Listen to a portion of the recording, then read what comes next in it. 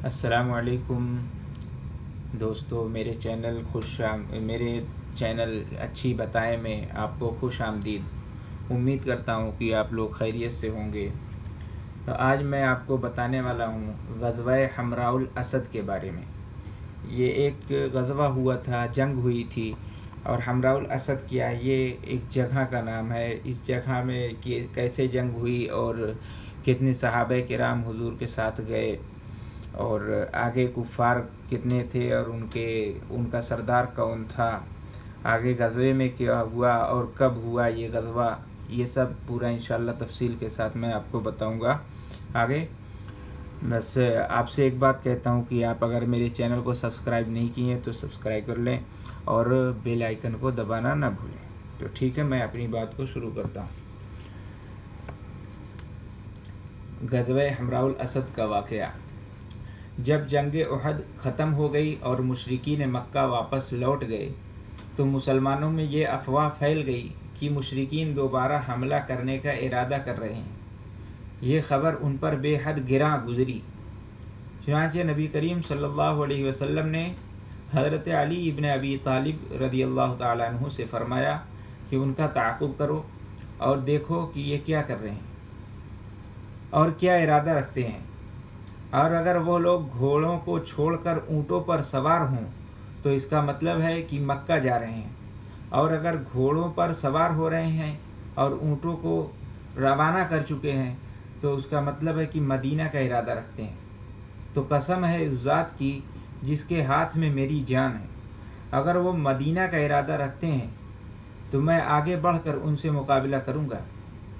حضرت علی رضی اللہ تعالیٰ عنہ فرماتے ہیں کہ میں ان کے تعاقب میں نکلا کہ دیکھوں وہ کیا کر رہے ہیں۔ جانے پر اندازہ ہوا کہ وہ گھوڑوں کو چھوڑ کر اونٹوں پر سوار ہو کر مکہ واپسی کا ارادہ رکھتے ہیں۔ جب مشرکین مکہ واپسی کا ارادہ کر کے نکلنے لگے تو ابو سفیان نے کہا کہ اب ہمارا اور تمہارا وعدہ اگلے سال بدر کے مقام پر ملاقات کا ہے۔ نبی کریم صلی اللہ علیہ وسلم نے فرمایا کہ کہہ دو کہ ہاں، ہم ضرور ملیں گے۔ ابھی وہ راستے ہی میں تھے کہ وہ آپس میں ایک دوسرے کو برا بھلا کہنے لگے اور کہنے لگے کہ ہم نے ان کا زور توڑ دیا، لیکن ہم نے ان کو ایسے چھوڑ دیا، دوبارہ وہ اپنی قوت اکٹھا کر لیں گے، اس لیے ہمیں لوٹ کر ان کا خاتمہ کر دینا چاہیے۔ یہ آپس میں خود بھیڑ گئے کفار مکہ جو ہے کہ ایک دوسرے کو برا بھلا کہنے لگے اور کہنے لگے ہم نے ان کو ختم نہیں کیا، یعنی مسلمانوں کو ختم نہیں کیا، ختم کر دینا چاہیے تھا۔ اگر وہ بچے ہوئے ہیں دوبارہ وہ اپنی طاقت کو اکٹھا کر کے ہمارے اوپر حملہ کر سکتے ہیں، یہ سوچ کر یہ دوبارہ واپس آئے۔ اب یہ غزوہ حمراء الاسد کا واقعہ یہاں سے شروع ہو رہا ہے۔ آگے تو جنگ احد کے بعد یہ ہوا تھا۔ تو رسول اللہ صلی اللہ علیہ وسلم کو جب اس کی اطلاع ہوئی تو لوگوں نے یہ اعلان فرمایا کہ وہ جہاد کے لیے تیار ہو جائیں، اور وہی لوگ نکلیں جو غزوہ احد میں شریک ہوئے تھے۔ چنانچہ لوگوں نے اس ندا پر باوجود شکستہ ہونے کے لبیک کہا، یعنی ابھی تو غزوہ احد سے واپس ہوئے تھے اور تھکے ہارے تھے، لیکن جب یہ آواز سنی آپ صلی اللہ علیہ وسلم نے غزوہ میں یعنی جہاد میں جانے کے لیے لوگوں کو سے کہا کہ آپ لوگ نکلیں، اور وہ لوگ نکلیں جو غزوہ احد میں شریک ہوئے تھے، وہی لوگ چلیں گے اس میں۔ چنانچہ لوگوں نے اس ندا پر باوجود شکستہ ہونے کے لبیک کہا۔ صرف حضرت جابر رضی اللہ تعالیٰ عنہ اپنے والد کی حالت کی وجہ سے اجازت چاہی تو انہیں اجازت نہ جانے کی اجازت مرحمت فرما دی۔ اس طرح صحابہ کرام چل کر مقام حمراء الاسد پہنچے۔ اس موقع پر ابو سفیان نے مدینہ جانے والے ایک مشرک سے کہا کہ اگر تم محمد صلی اللہ علیہ وسلم کو ہمارا ایک پیغام پہنچا دو تو میں تم کو مکہ واپسی پر ایک سواری کے وزن کے بقدر کشمش دوں گا۔ تو اس نے کہا کہ ضرور۔ تو ابو سفیان نے کہا کہ کہہ دینا کہ ہم نے مسلمانوں پر بھرپور حملہ کرنے کا پلان بنایا ہے تاکہ ان کو نیست و نابود کر دیں۔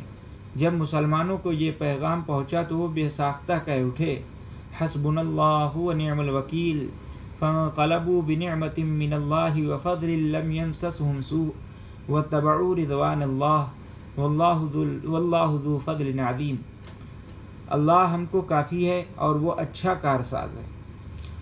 پھر وہ خدا کی نعمت اور فضل کے ساتھ واپس آئے، ان کو کچھ بھی ضرر نہ پہنچا اور اللہ کی مرضی پر چلے، اور اللہ بڑا فضل والا ہے۔ غزوہ احد ماہ شوال 3 ہجری میں پیش آیا، یعنی ہجرت کے تیسرے سال شوال کے مہینے میں غزوہ احد ہوا، جیسا کہ مذکور ہے۔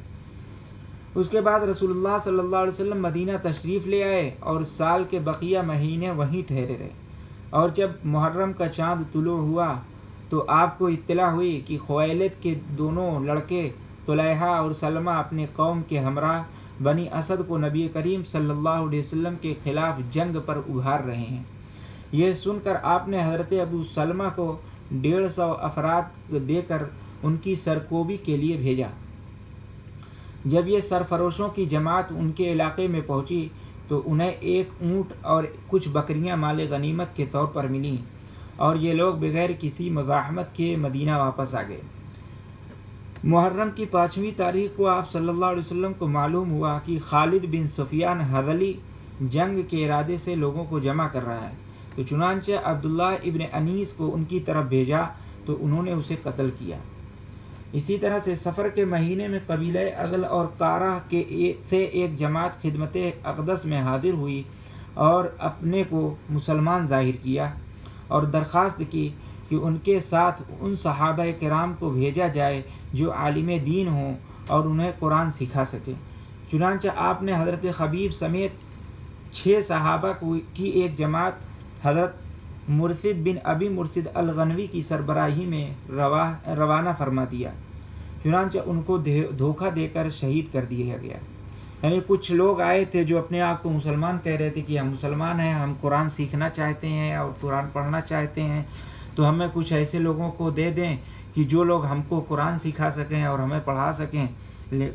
تو آپ صلی اللہ علیہ وسلم نے 6 آدمیوں کی ایک جماعت جو ہے ان کے ساتھ کر دی، لیکن وہ دھوکے باز نکلے، منافق نکلے، اور انہیں وہ صحابہ کرام کو لے جا کر کے دھوکے سے شہید کر دیا۔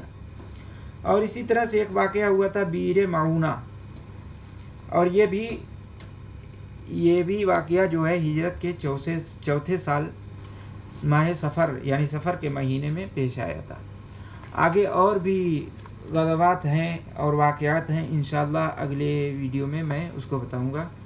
السلام علیکم ورحمۃ اللہ وبرکاتہ۔